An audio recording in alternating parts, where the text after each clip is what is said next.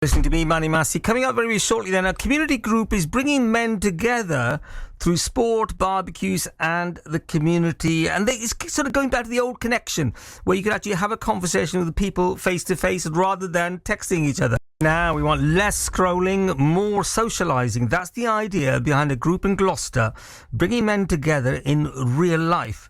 The good old-fashioned way. The ISOG men's social group is all about friendship, brotherhood and making memories.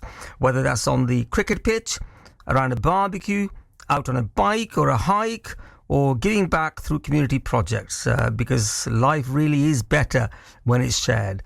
Joining me to tell us more, we're joined by Sajid and Paul.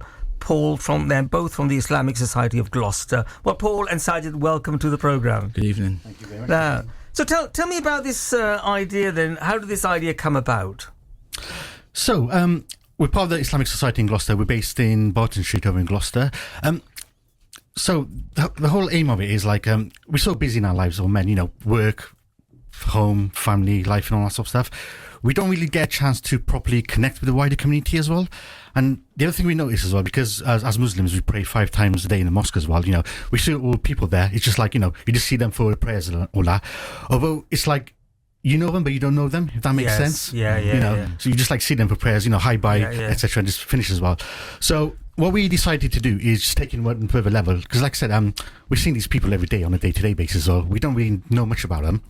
So this is where we came up with an idea of like having a men's social activity club as well. Fine. So yeah, we started off with like every 2 weeks on a Wednesday, we meet up in the mosques and we just sit down, chit chat, get to know each other, talk about life, how's your day been, make connections, networking, all that sort of stuff as well. And then food as well. Like I said, food brings people together at the end of the day as well.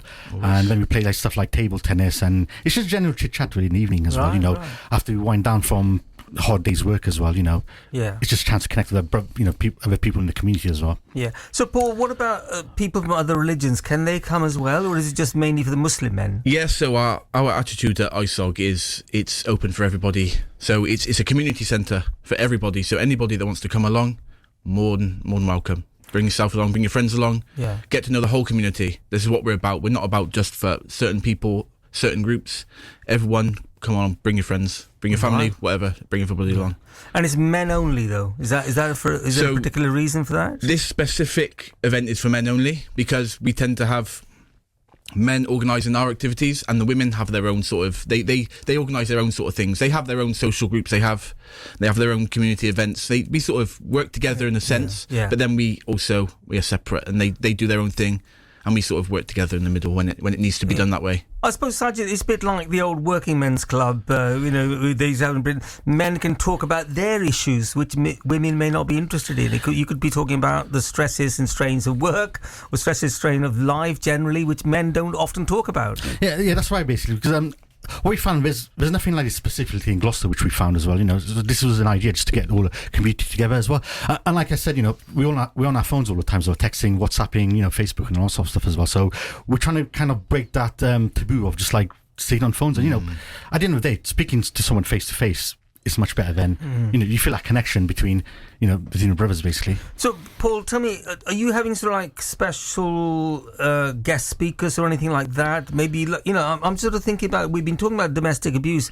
Most of the time we talk about domestic abuse as from the woman's point of view, or the children maybe, not so much of the men, because some of the men are not so macho enough to come out, as it were. Yeah, this is important to bring this up because it's something down the line is certainly a possibility to sort of get people in to speak, someone to sit with, to say, invite someone along to sit with and have coffee with, have food with, and sort of speak casually rather than making it a formal event. Sometimes these things are quite formal and sort of men are not really the biggest sort of attendees of formal events. So we just bring them into the masjid and it'd just be a better way to do it, I think. So when you say bring them in the masjid, is this where you pray as well? The same area? Yeah, so we have prayer rooms and we have a few rooms spare so we can sort of spend some time in. Right, okay. So if you were a non-Muslim, you wouldn't have to go into the prayer area? You wouldn't have to, no. No, because you'll be in one of the separate rooms. Yeah, you wouldn't have to. No.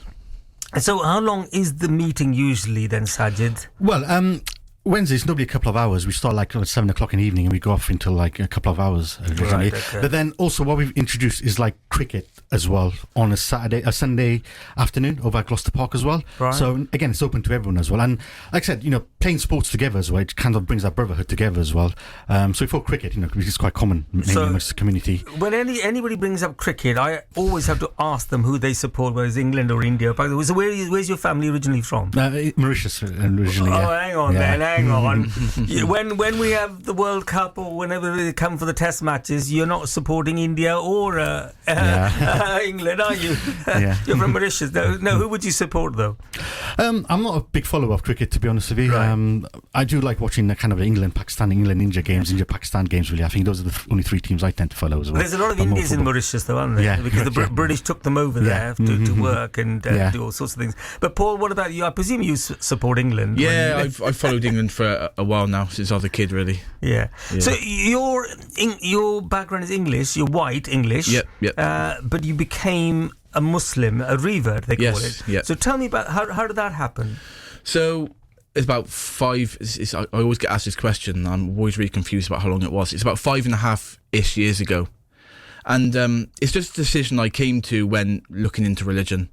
Sort of, you ask a lot of people out there now, they say they believe in something, but then they can't really put their finger on what they believe. Do you know what I mean? But then I did my research, and that's when my finger ended up, essentially. Yeah. And I accepted it, and I've not looked back. Brilliant. And obviously some of the principles are brilliant, aren't they? Like Prophet Muhammad is saying, pray 5 times a day. In fact, a lot of people do pray maybe more than 5 times a day, but they don't go to a formal meeting, I suppose. That's whether it's Christians or Jews or Muslims, because they have the same sort of Abrahamic background. But does the mosque then have prayers 5 times a day people can go to? Yeah, we organise the congressional prayer 5 times a day. And every those day. who've got time, they can go. Otherwise, they can pray at home. Or yes, wherever, of course. wherever. When they're nearby, when they're available to go, then they attend. Yeah. But on a Friday afternoon, it's a special time when all men go. Most men go. Why? Any particular reason why it's got to be Friday? Or? So this is a day that the Friday is like another Eid for us, like a Sabbath for the Jews. So yeah, you could sort of use that analogy. Yeah, it's like another Eid for us. So we're obliged to pray all together on that Friday afternoon. Yes, yeah, great. So how often did you say you meet? Once a fortnight? So yeah, on the second Wednesday of every month after 7 p.m. we meet at the ISOG, Islamic Society Gloucester, based in Barton Street as well. Funny enough, I saw that today. It's right where the Asha Centre used to be. Roshni Centre, the old one. Roshni Centre, wasn't it? The old Roshni Centre used to be right in the middle of Barton Street. And what about members? Have you got very many members so far? Yeah, we've only started this initiative a couple of weeks ago. A couple of weeks ago we've started it, so it's quite new. So we're slowly kind of like promoting within the social media and within our WhatsApp group and all that stuff as well. So we're hoping at the end of the day, just kind of build up enough people to be able to join us as well, and especially for the Sunday afternoon cricket as well. Get as many people involved. There's lovely weather, nice opportunity. And you've got to get people talking to each other, different people, not the same people that come and see each time, I suppose, Paul. Yeah, I want to emphasise that it's for everybody. It's the community. They should have a conversation with different people. It's for everybody. brilliant. All backgrounds, all beliefs. Come on. Well, it's a great idea. How can people find out more if they want to join? What do they do? So go on our website, isog.uk is our website, and we've also got like a WhatsApp community group as well where we post updates of events and things like these social gatherings and because we're hoping to kind of, apart from cricket, we're hoping to do other activities like go on hiking, go camping, barbecuing and all that stuff as well. So that's our plan long term as well, to get out there basically. So visit our website. Well, Paul and Sajid, thank you very much for coming in and explaining that, and I hope it goes well. Keep us informed about things that are going on in the future. Brilliant.